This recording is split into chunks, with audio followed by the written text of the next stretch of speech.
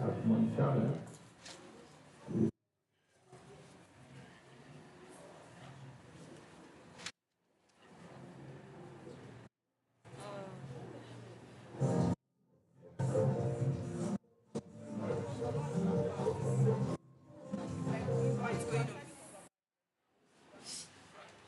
Even if it's only 1 week thing in the year, that you come to this man and spend some time with God.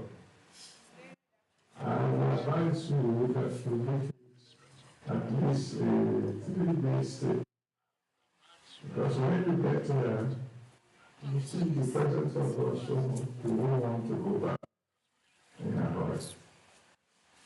You're welcome to the great mountain where the Almighty God answers prayer by fire. So come and spend time with us and with God here. And you will have great testimonies to share.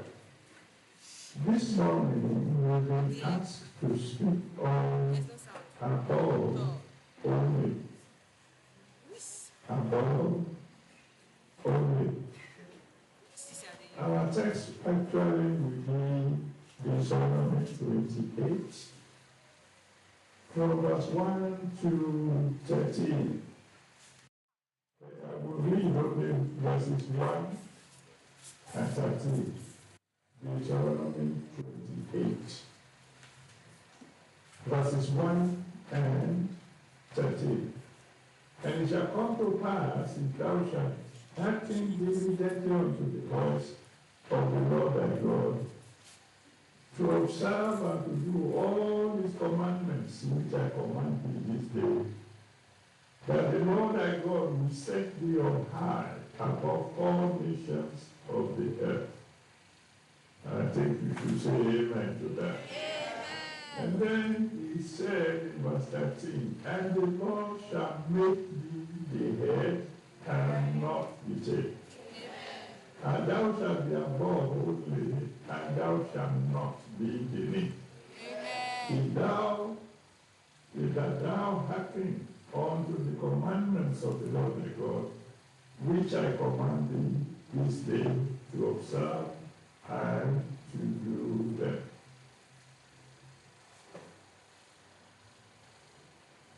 As far as God is concerned, there are 2 basic categories of people: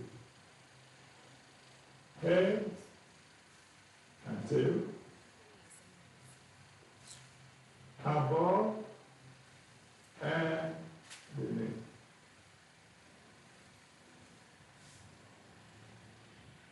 We put it in another way.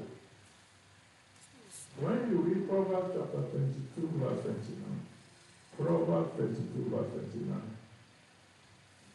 29, it talks about 2 categories of people: kings and mean men. Kings. It says, yes, thou art man, diligent in his business, he shall stand, but among kings, and not among mean men. 2 categories now. Kings, categories now. Kings, mean men. And in Matthew 15, if you read the story from verse 21 to 28, Matthew 15, 21 to 28, he classified all the people into 2 categories: children and dogs. Children and dogs. So you have an opportunity this morning to choose. Do you want to be above? Or do you want to be beneath? Do you want to be head? Or do you want to be tail? Do you want to be kings or men? You want to the children or adults? I'm sure you know, I mean, physically speaking, that if there are two groups of people living along a riverbed, and some are living at the high points of the river, and the others are living in the valley below.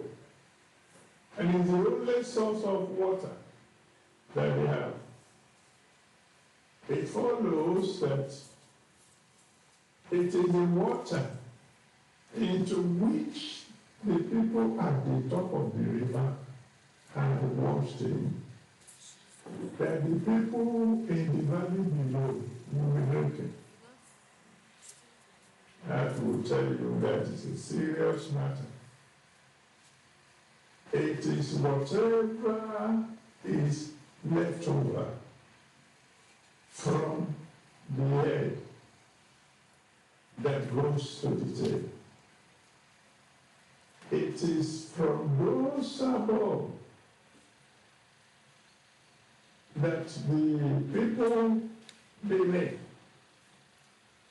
continue to sustain themselves. All you have to do is take a look at what is happening in any nation of the world.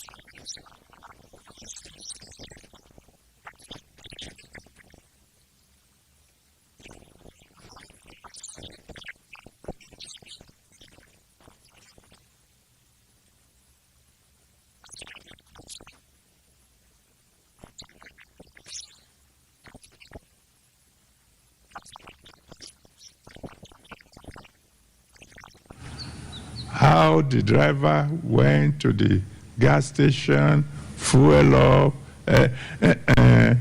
When it is time to move, they move. For the people below, well, you know the situation. Once upon a time, in our beloved nation, Nigeria, I was living in a place that when power returns, we shout for joy. After 3 days of darkness, and nobody even cares to say, we are sorry that power failed. Yeah, that's for those of you in the valley now. You thank God that you have power once in 3 days. But in the name that's above every other name, somebody is leaving the valley today, never to return. Now, promotion comes from God. Because my time is limited, I could have talked more about the difference between those at the top and those who are beneath. I mean, if we talk about health, for instance, if someone at the top has a problem that the hospitals in the country cannot handle, they send him abroad.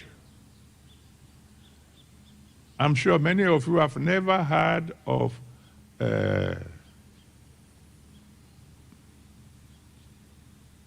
you've never heard of special planes called air ambulance that can ferry a sick man to specialist hospital abroad.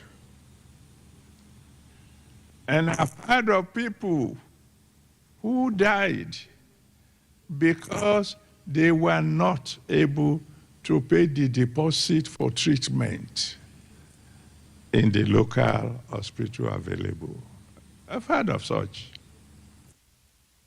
Or in the name that's above every other name.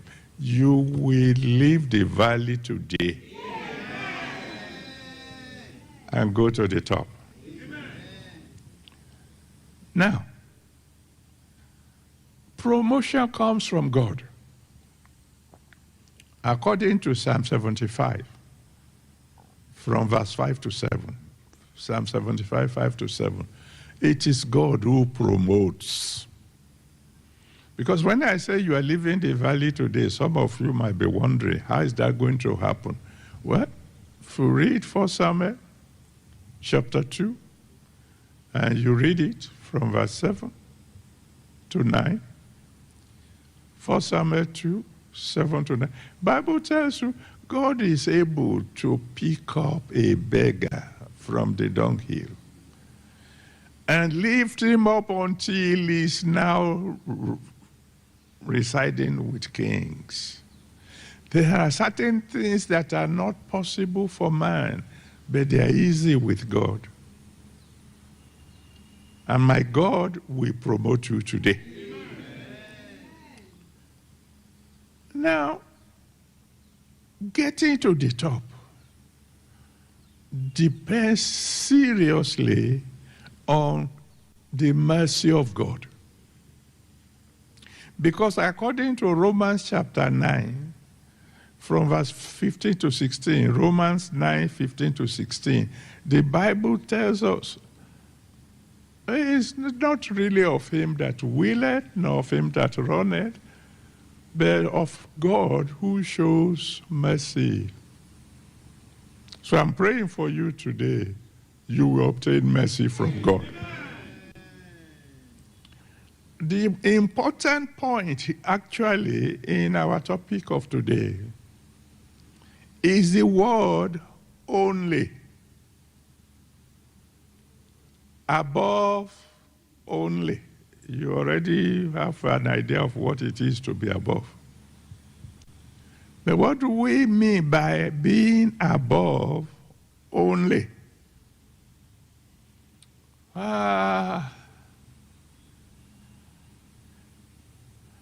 Do you know it is better to remain in the valley and never go to the mountaintop than once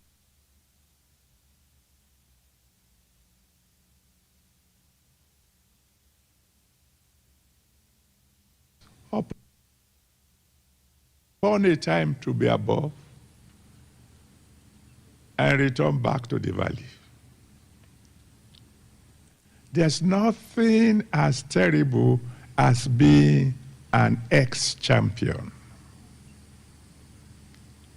There's nothing as painful as having been to the top and now to end in the valley. There's nothing, you can imagine it. We're being very practical about it now. You can imagine somebody who once upon a time, like everybody else, was catching a bus to go to work. Anytime the bus comes, because it's been waiting, if you are living in Mushin and you are working in VI, and you don't want to lose your job, you have to wake up very early to go and line up at the bus stop so you can make it to work. And then all of a sudden, you got promoted, and now you have your own car. You don't have to wake up exactly at the same time as a fellow who has to catch a bus. And if you used to have a car and things happened, God forbid, and now you have to catch a bus again, and while you are struggling to go into the bus, somebody tramples on your leg, and you look at the fellow and you say, can't you see my leg? The fellow will look at you and say, what? What are you talking about? You are in the bus stop. You don't, what are you doing here? If you don't want to be trampled upon. When you enter the bus that day, you are going to say, it's not your fault. Nobody tramples on my leg when I had my own car. I pray for you. In the name that's above every other name, you will be above only.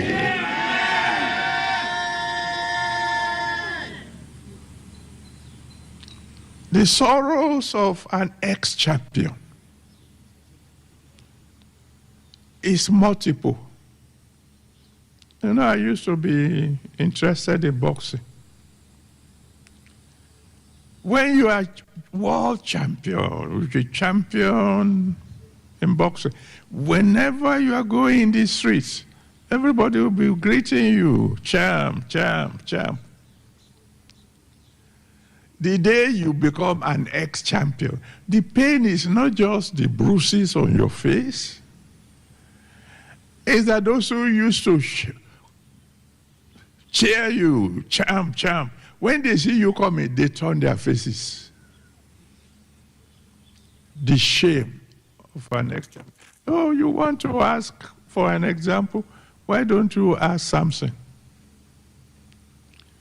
When, as a